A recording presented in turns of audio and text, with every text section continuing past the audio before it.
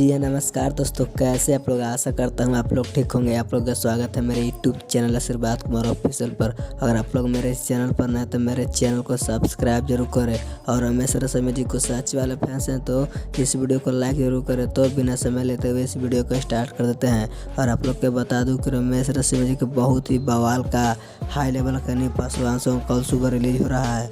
वह कौन सा सॉन्ग है आप लोग को इस वीडियो में बताएंगे।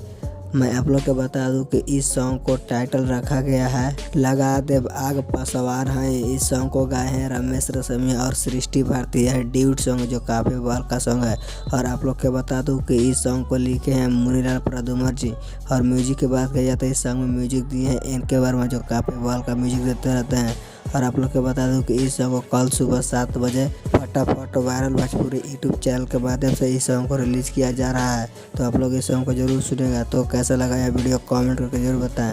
तो मिलते हैं नेक्स्ट वीडियो में, तब तक के लिए जय भोजपुरी समाज।